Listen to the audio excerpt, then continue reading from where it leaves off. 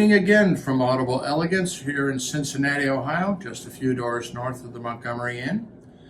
And we always love to have more subscribers, so hit that button and make it happen. Tonight we're going to talk a little bit about phono stages, because with a lot of people buying turntables, well, what quality are they really getting? And there are tables out there on the market. We just had an occasion with a customer where he didn't even know that the table that he bought already had a phono stage built into it. So he bought a little outboard phono stage by Cambridge Audio, which we represent, and immediately ran into too much volume and distortion.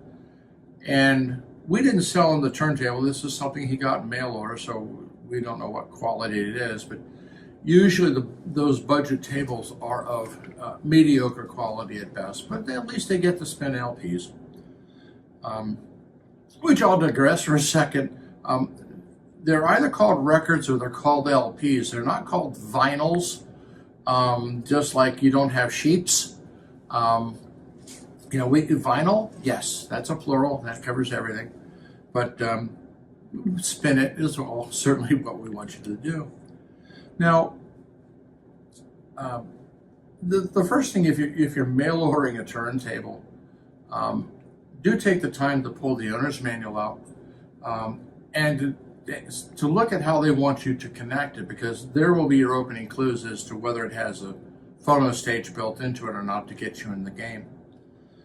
Now, tonight we're going to go for those people who buy a more robust turntable designed around performance in getting all of the information off the record. And they do require outboard phono stages. So I have two really lovely examples here from one company we represent.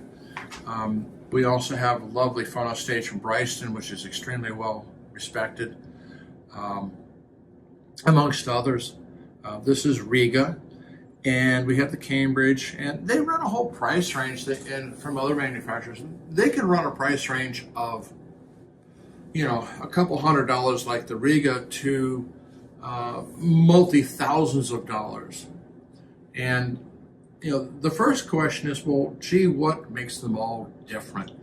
Now, I'm not going to get into a sonic review of the performance of the devices. I want to give you a basic framework of what starts making them different.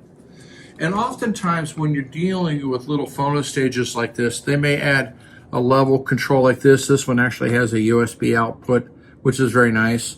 And you have a ground for the turntable. And the connection on the back side is fairly straightforward, in and out. In from the turntable out to your preamplifier. Or your AV receiver, because a lot of those don't have phono stages anymore.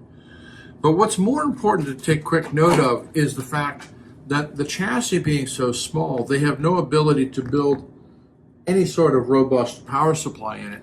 And so many manufacturers go with little outboard power supplies like this, and we affectionately refer to these as wall warts. They're a transformer, a little more circuitry that takes the 110 and steps it down to the voltage, the DC voltage that the little device requires. And in this case, this one steps it down to 24 volts, which Riga likes to use. You have to understand that any device that's using a wall wart, these are what are known as unregulated power supplies.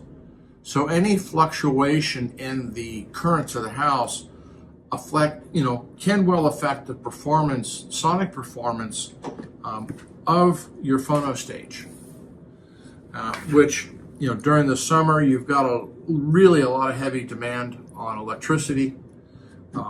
Here in the Midwest and down in the South right now, we're having a cool spell, which is, really remarkable.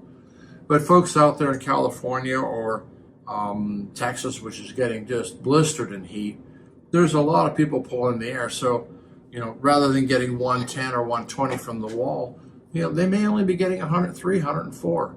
That's going to affect the performance of devices like this.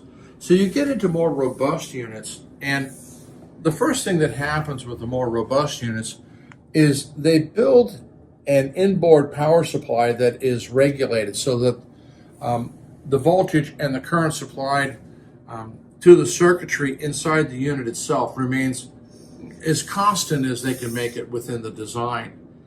And inherently, this is going to result in a better and more consistent performance. Now, they also get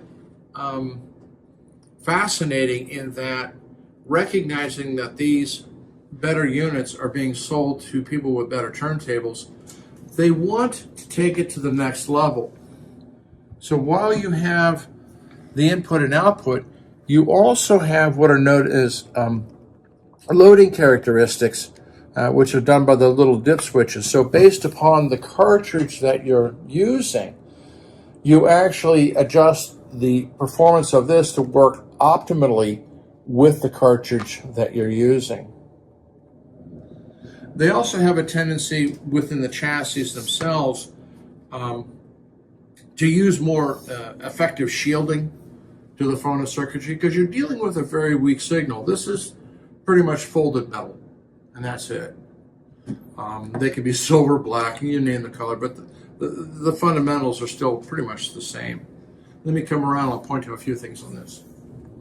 We also have not only the moving coil loading, but we also have the moving coil gain, because in moving coils, there are high output moving coils, medium output, and very low output moving coils. So you have quite a range in what you need to do. You'll also see that you have capacitive loading as well as the resistive loading. And the performance is definitely affected by how that signal is loaded. And the manufacturers of phono cartridges, you'll see this in their specifications, will have a recommended range or target for their loading. And Riga's done a very nice job by having this available on the outside. It's not uncommon where, since they know it's going to be dedicated to a particular turntable, that you have to open the unit up and actually throw the switches inside. So Riga likes to use the traditional English box shape, but there are Phono stages that are also the 19-inch or 17-inch wide style. We'll put a picture up of the Bryson one, for example, for you to see. But they definitely impact the quality of the performance that you get. So if you have a really nice turntable, you could be throttling your results with using a fairly inexpensive Phono stage. And mind you, there's ones out that are much cheaper. I was a hobbyist for years, and in fact, we got into building our own moving coil Phono stages, although we had no ability to adjust it like this. And they were actually battery powered, so we didn't pick up any line noise or irregularities. But again, we would have to be very mindful of how fresh that battery is in performance. But it was a lot of fun building them. But a lot of people don't have the time to build them or the knowledge, so we have these little devices for you to enjoy.